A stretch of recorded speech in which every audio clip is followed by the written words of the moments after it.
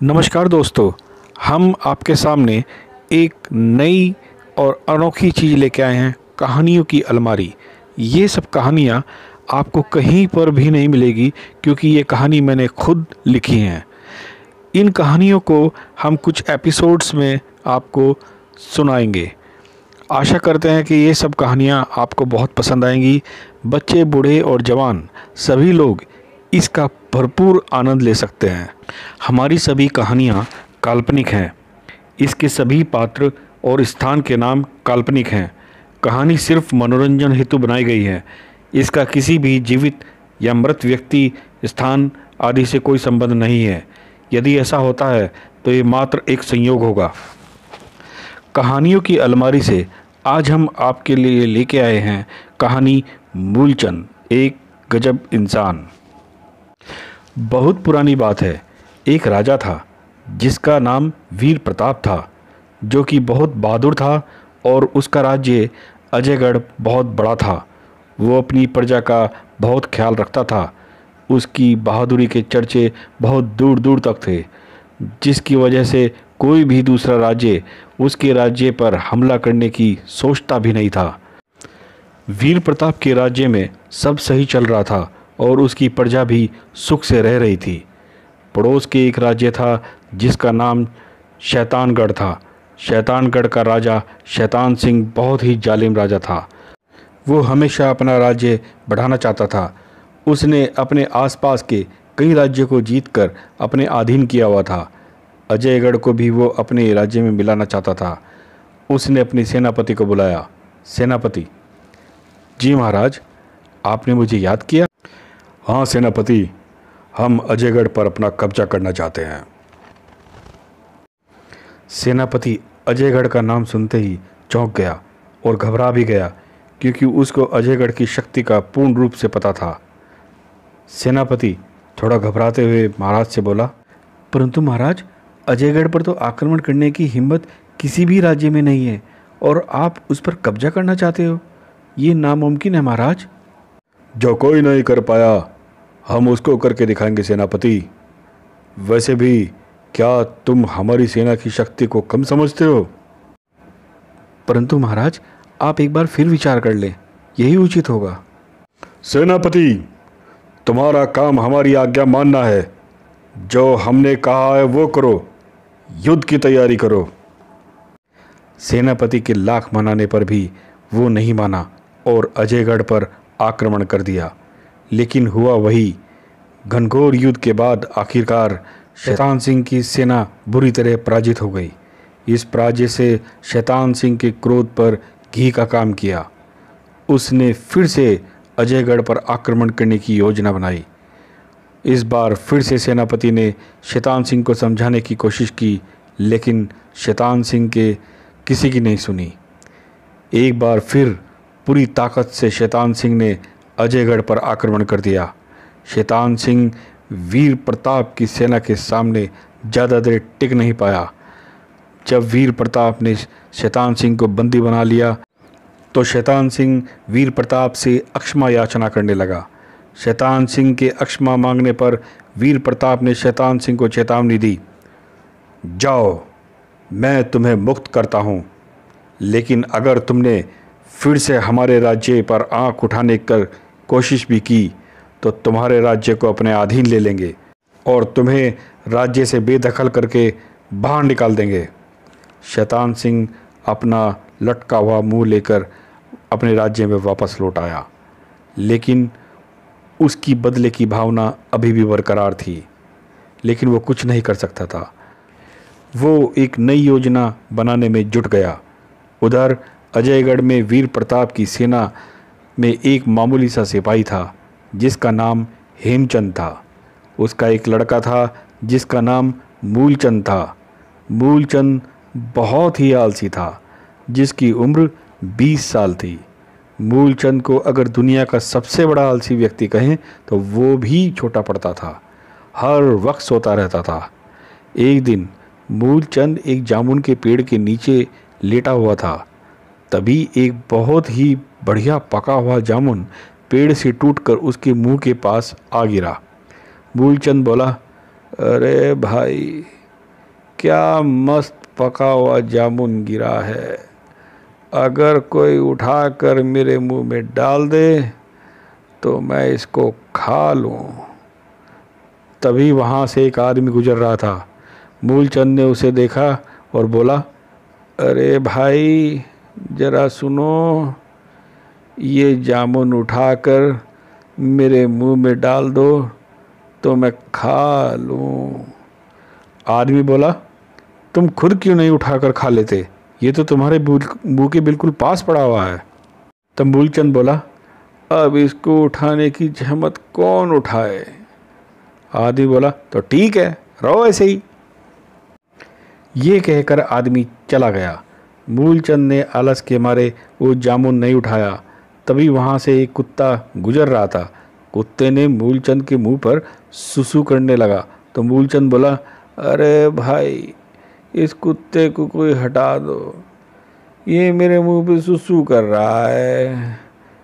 कुत्ता मूलचंद के मुंह पर सुसु करके चला गया, लेकिन मूलचंद ने कुत्ते को हटाने की जहमत तक नहीं उठाई। सभी लोग मूलचंद को देखकर हंसने लगे और बोले, भाई आलसी तो हमने भी बहुत देखे हैं दुनिया में, लेकिन इससे कम नहीं। सच कह रहे हो भाई, बिल्कुल सही बात है। हाँ। मूलचंद की इस आलसीपने की वजह से हेमचंद बहुत दुखी और चिंतित होता था। वो चिंता में घर के बाहर बैठा था। तभी हेमचंद का एक मित्र उसके पास आया और बोला, भाई हेमचंद, क्या बात है, बड़ी चिंता में दिख रहे हो। हेमचंद बोला, भाई क्या बताऊं, अपने लड़के के लिए बड़ा चिंतित हूँ। उसके आलसीपने ने उसे कहीं का नहीं छोड़ा। तब मित्र बोला, यार तुम एक काम करो, उसका विवाह कर दो। एक बार विवाह हो जाएगा तो कुछ ना कुछ काम करना शुरू कर ही देगा। हेमचंद बोला, क्या बात कर रहे हो भाई, अगर ये नहीं सुधरा तो उसका भी मुझे ही खिलाना पड़ेगा, और वैसे भी इस आलसी से अपनी लड़की की शादी करेगा कौन। मित्र बोला, ये बात तो है, एक तरकीब और है। हेमचंद बोला, वो क्या। तुम राजा से बात करके इसको सेना में भर्ती करा दो। हेमचंद बोला, सेना में, और इस आलसी को। भला कैसी बात कर रहे हो, भला एक आलसी का सेना में क्या काम। सेना में तो चुस्त दुरुस्त इंसान चाहिए, कोई आलसी नहीं। मित्र बोला, अरे एक बार राजा से बात तो करके देखो, उनसे कहो कि अपने आसपास इसको रखे ताकि राजा के डर की वजह से ये सुधर जाए। हेमचंद बोला, चलो तो एक बार ये भी करके देख लेते हैं। हेमचंद राजा के पास गया और बोला, महाराज की जय हो। महाराज, मैं आपसे एक विनती करने आया हूँ। वीर प्रताप बोले, बोलो सैनिक, क्या कहना चाहते हो। हेमचंद बोला, महाराज मेरा एक पुत्र है, मैं चाहता हूँ कि वो भी हमारी सेना में भर्ती हो जाए। तुम्हारा पुत्र? तुम्हारा पुत्र वो है ना जिसके आलसीपने के चर्चे दूर दूर तक हैं? सुना है बहुत ही आलसी इंसान है, इतना आलसी कि कुत्ता भी उसके मुंह पर सुसु करके चला जाए तो वो उसको भी नहीं हटाता। हेमचंद मुंह लटकाते हुए धीमी आवाज से बोला, जी महाराज। सैनिक, तुमको तो पता ही है कि सेना में चुस्त फुर्तीला व्यक्ति होना चाहिए, और तुम चाहते हो कि कोई आलसी इंसान सेना का हिस्सा हो, ये कैसे संभव है सैनिक। आपने सही कहा महाराज, लेकिन महाराज आपसे अनुरोध है कि कुछ दिन मेरे पुत्र को सेना में रख लो और अपने आसपास ही तैनात करें, ताकि वो आपसे डर के काम कर सके और आलस उसका दूर हो पाए। महाराज आप ही उसे सुधार सकते हैं। महाराज आपसे मेरी विनती है।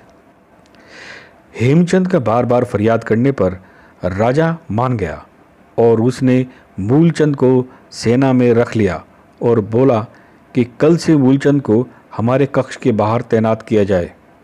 मूलचंद जब हेमचंद के राजा के महल में सेना की बात बताई तो मूलचंद ने इनकार कर दिया।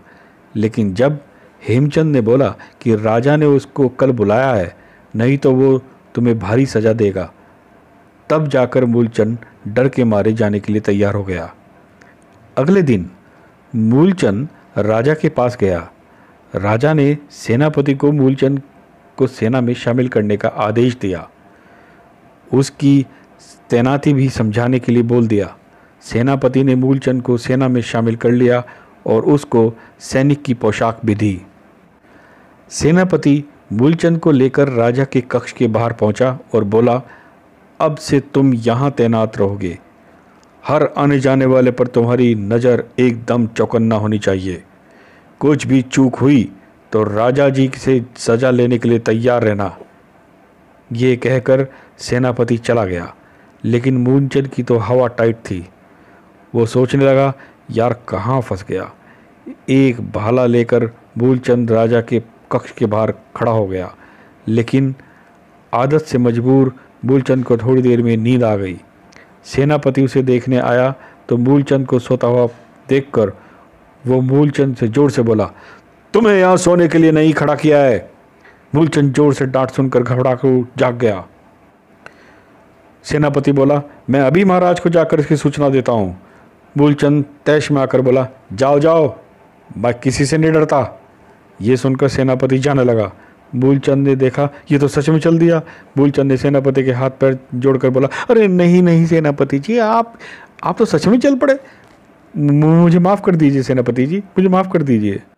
मूलचंद का बार बार माफ़ी मांगने पर सेनापति ने मूलचंद से बोला, इस बार माफ़ कर रहा हूँ, लेकिन अगर अगली बार तुम्हारी आंख बंद मिली तो। मूलचंद बीच में टोकते बोला, नहीं नहीं मिलेगी, बिल्कुल नहीं मिलेगी, यकीन कीजिए, मैं जागता हुआ आप मेरी आंखें खुली रहेंगी हर वक्त। ठीक है, यही तुम्हारे लिए उचित होगा। तब मूलचंद ने सोचा कि आंख बंद करके सोने की वजह से मैं पकड़ा जा रहा हूँ, क्यों ना मैं आंख खोलकर सोने की ही प्रैक्टिस कर लूँ। तो इसलिए मूलचंद आंख खोलकर सोने के लिए अभ्यास करने लगा और वो जल्द ही ये कला सीख गया। अब मूलचंद खुली आंख रखता था और सो जाता था। मूलचंद अपनी खुली आंख रख रखी थी, यहाँ तक कि वो अपनी पलक भी नहीं झपकाता था। कुछ देर बाद राजा आया। उसने मूलचंद को खड़ा देखा। राजा अंदर से बहुत देर बाद वापस लौटा तो उसने मूलचंद को वैसे ही खड़ा पाया। राजा को लगा लोग उसको गलत समझते हैं, कितनी मेहनत से अपना काम कर रहा है, बिना सोए बिना थके। राजा मूलचंद के पास गया और बोला, वाह मूलचंद वाह। लेकिन मूलचंद कुछ नहीं बोला क्योंकि मूलचंद तो सोया हुआ था। राजा ने फिर बोला, मूलचंद शाबाश, लेकिन कोई जवाब नहीं। राजा मूलचंद के और पास गया तो उसे हल्की खर्राटों की आवाज़ सुनाई दे रही थी। राजा जोर से बोला, मूलचंद। मूलचंद हड़बड़ा के सीधा खड़ा हो गया, लेकिन आंखें वैसे ही खुली थी। मूलचंद हड़बड़ा कर बोला, जी जी जी जी महाराज, क्या आ गया है। महाराज बोले, तुम सो रहे थे मूलचंद, वो भी आंख खोलकर। मूलचंद चुप रहा। महाराज ने फिर से पूछा, उत्तर दो मूलचंद। मूलचंद ने कुछ युक्ति सोची और बोला, महाराज मैं सो नहीं रहा था, मैं जागा हुआ था और ओम नाम का जाप कर रहा था ताकि आपके कक्ष में समीप कोई बुरी हवा तक भी ना आ पाए। यह सुनकर राजा बहुत प्रसन्न हुआ और बोला, शाबाश मूलचंद। ये कहकर राजा वहाँ से चला गया। उधर शैतानगढ़ का राजा शैतान सिंह ने फिर से एक अय्यार को अजयगढ़ में भेजकर राजा विक्रम सिंह की हत्या करने की योजना बना रहा था।